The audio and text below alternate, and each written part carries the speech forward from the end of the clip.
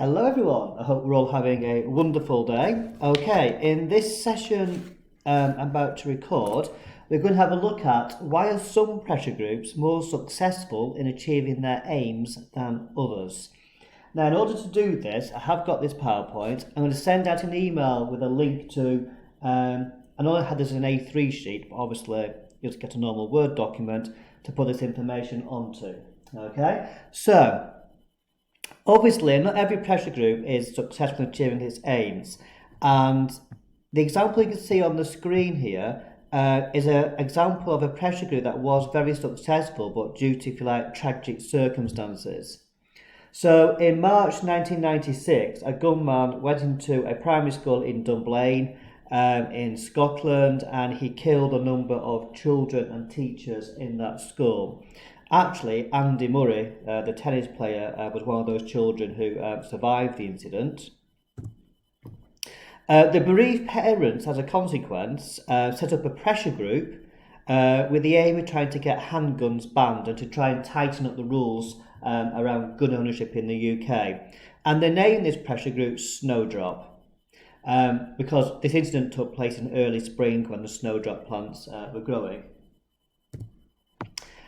Within 6 weeks, they gained over 750,000 signatures. Bearing in mind, of course, this was the days before social media and all that kind of stuff. And then in 1997, when Tony Blair won the general election, one of his early actions was to actually ban handguns with something called the Firearms Amendments Act. So therefore, you can see that this pressure group was born out of very tragic circumstances. And a little over 12 months from when the incident took place to when Blair won the election in May 1997, this pressure group had been successful in its main aim and objective. If we take another example, this is the Stop the War Coalition. In 2001 they were formed in opposition to forthcoming wars in Afghanistan and mainly in Iraq. Over 1 million people took part in demonstrations across the UK, and I think it was about 1 million people actually in central London. You can see in this picture here. There's also demonstrations, in Manchester, Coventry, Birmingham, also the major big cities.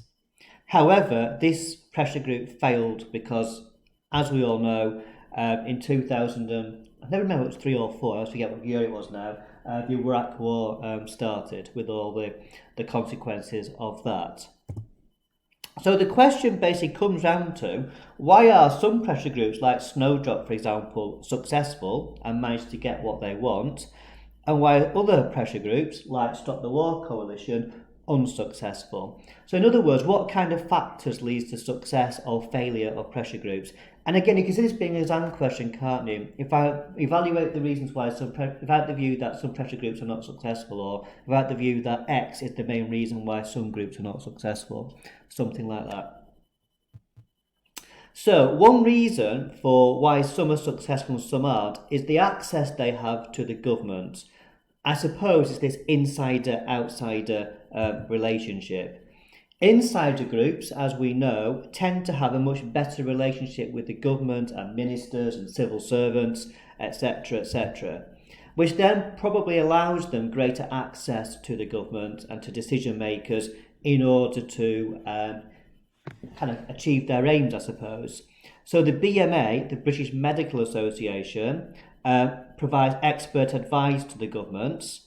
And here's an example of the BMA. They provided expert advice to the Scottish Government about drinking regulations. So the Scottish National Party, who run the government of Scotland, a year or two ago, they were looking at how can they stop alcoholism in Scotland and reduce alcohol intake and all that kind of stuff. And they asked the BMA for some expert advice on what sort of things they would kind of suggest as possible means of doing this. The views of the BMA kind of coincided with those of the Scottish Government. And again, that's also important. You can be an insider group, but if your views don't kind of, coincide or kind of are on the same wavelength of those in government, you ain't going to get very far. The BMA's ideas about how to deal with alcohol problems in Scotland kind of coincided with the Scottish National Party. And as a consequence of this, they actually introduced into Scotland various rules and regulations around alcohol use. And I think they had like a unit tax or something on alcohol. Obviously, though, at the same time as this, I don't know exactly, but I imagine the alcohol, like the brewery industry and those sorts of companies, I imagine they would have been arguing against some of these things. So obviously, they're going to lose money. But it was clear that the Scottish Government wanted to do something to reduce alcohol, hence why they listened to the BMA. Okay, now another example is ASH, Action on Smoking and Health. This had quite a lot of influence in the Blair-Brown years, because Blair and Brown were both quite keen to reduce smoking and introducing anti-smoking type of stuff. Action on Smoking and Health, they're very interested in this, and they had quite a lot of influence on the Brown-Blair government to introduce various laws to stop smoking inside pubs and all that kind of stuff.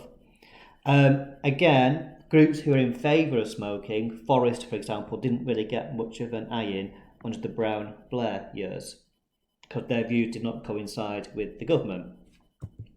The CBI, the Confederation of British Industry, particularly with Conservative governments, they again tend to support business interests and wanting to reduce corporation tax and stuff.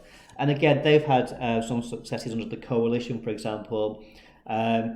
I noticed that the leader of the CBI was next to the Chancellor on Thursday with his latest measures about how to deal with COVID-19 and the business impacts. So access to government is really important, okay? How close you are to government and whether your views kind of coincide with those of government ministers. And of course, it's kind of a self-fulfilling prophecy that if your views coincide with government ministers, then you're more likely to be an insider pressure group. Okay, a second factor which can influence to a large or lesser extent success is public support for your particular plans. If a lot of public support something, that might gain greater support for that pressure group, and it might make decision makers likely to do what you want, because obviously a lot of the public then vote in elections, don't they? So if they've all been involved in some pressure group activity, they haven't got their way, they might take their revenge at the election. Now, just from our early bits of our PowerPoint presentation at the beginning, we saw 1 million people on the streets protesting, didn't we, against the Iraq War, yet the Iraq War took place, which might suggest that public support isn't the be-all and end-all. However, public support can be important. There's been lots of public support, hasn't there? Lots of public concerns recently about the environment and carbon emissions. People like Greenpeace and Friends of the Earth, in the 1980s and early 1990s, they weren't getting very far, these two pressure groups. There wasn't a great deal of public concern about the environment, possibly, and carbon and greenhouse gases and stuff in the 80s and 90s. So Greenpeace and Friends of the Earth had a bit of an uphill struggle. But more recently, governments have been discussing and talking a lot more about environmental issues, or they were pre-COVID anyway. We've seen David Attenborough, haven't we, talking about these issues. And so public support for something to be done about the environment has increased, which you could argue has arguably then led to groups like Greenpeace, Friends of the Earth, Extinction Rebellion, all these different groups perhaps having a bit more traction, if that's the right phrase, with government ministers. But as I've said at the very beginning, this is not always true. Stop the war, all those millions, but the war took place. So again, it tends to be public support, but it can sometimes nudge governments in a certain direction. But if a government is determined to do something, even against public support, then governments will do sometimes, especially if they think they might lose some voters, but not enough to actually lose an election. Stop HS2 is possibly another one as well. It's got quite a lot of public support, especially along people on the railway line, where they want to build this high-speed train line. However, the government are quite determined to build this railway line, and they kind of been listening to the CBI and some of those business groups who are also very much in favour. Okay, the size of the pressure group can have an impact as well, and the number of resources it has available, because size and resources can impact how much influence they have with the public and therefore potentially with the government as well. So larger pressure groups tend to have more money, and if you've got more money, you can therefore run more adverts, in newspapers, on the TV, in favour of your particular issue.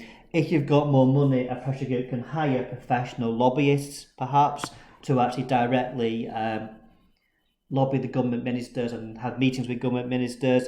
If you've got more money, you might be able to do like court cases, all of these various things. So a large membership of a pressure group can actually lead to greater resources, which can help success. So these pressure groups, for example, both have over 1 million members, the NSPCC and the RSPB. They're very wealthy pressure groups, they're insider pressure groups. They kind of dominate their particular field, so birds and protection of children. And you may see some NSPCC adverts on the TV, for example, their Full Stop campaign, which they've run. They often have adverts in newspapers as well. The RSPB tend not to do many adverts and stuff, but again, they're involved in other matters and use their money in different ways to try and get what they want. Whereas groups like this can also have some success. So, for example, the Snowdrop campaign, that one we mentioned at the very beginning with the gun issue, they were successful, but they had very little resources, very little money that group had. They were basically formed by bereaved parents, but they kind of tapped into that sympathy, I suppose, following the Dunblane massacre. So it's not always true that size matters, I suppose, but it often does.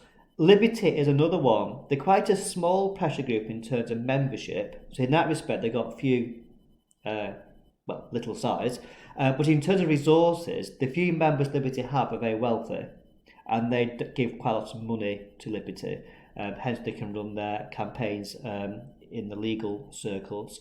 So money and resources. And again, going back to the HS2 example, Stop HS2 pressure group has far fewer resources available to it than, say, the CBI.